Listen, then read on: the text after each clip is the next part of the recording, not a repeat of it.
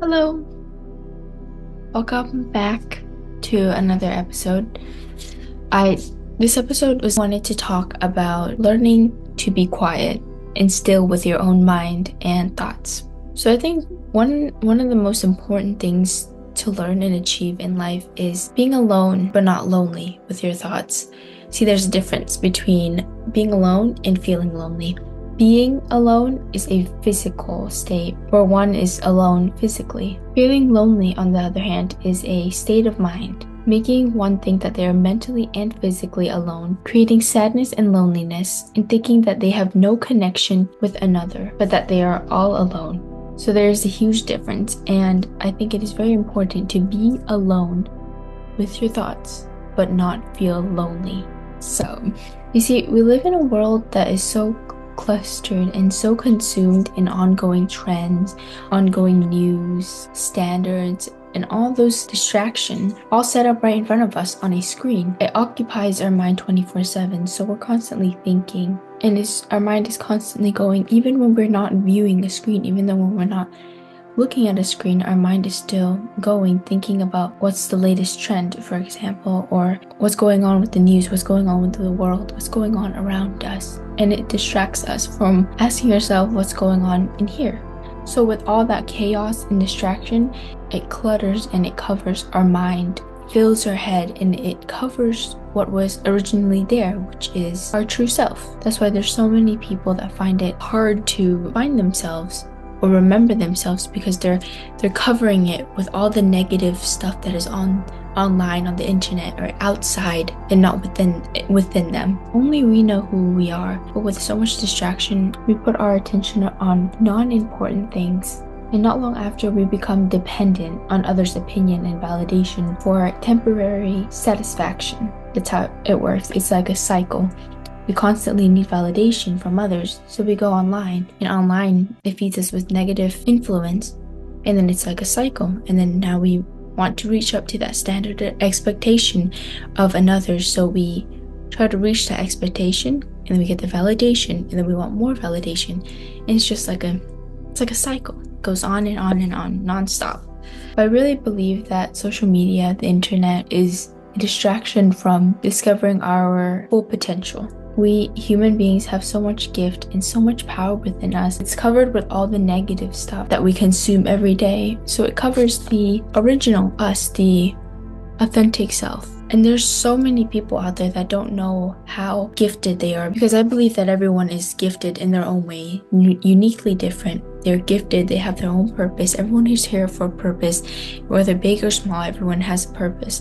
But the reason why we feel so lost and out of touch with ourselves is because we're so consumed in other people's world, and we're not looking in our world, in our life, in our own path. So we're just so used to filling our head with unnecessary and useless things that further and subconsciously make us forget about our true authentic self.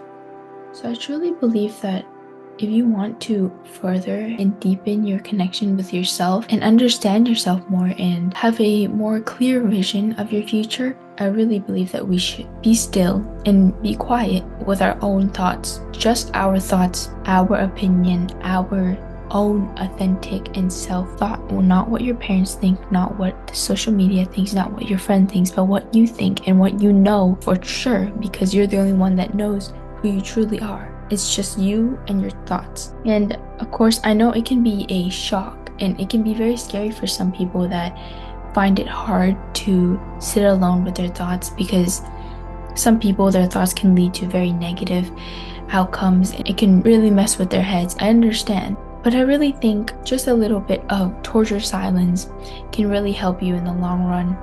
And I don't know, maybe you will actually like it. That's how I found my peace in solitude. Back then, I would always have music constantly playing because I don't want to think about something that is affecting me. I used music as distraction.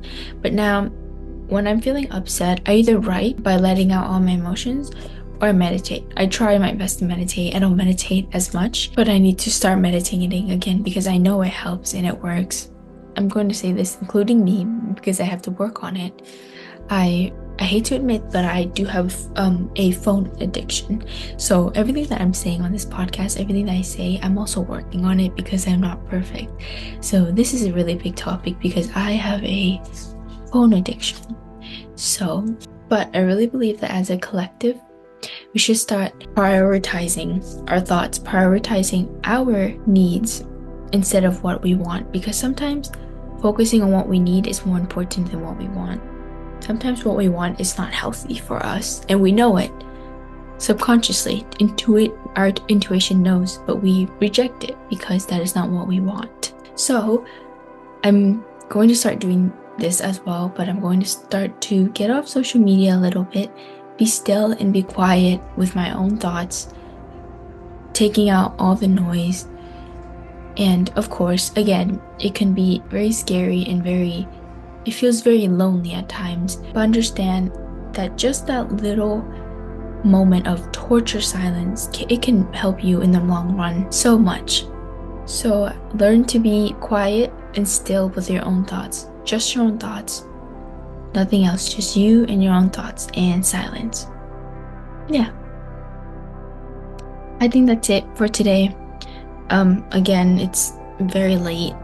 I don't know why I do know why I like to record later at night, because that's when my thoughts, it functions better than in the morning.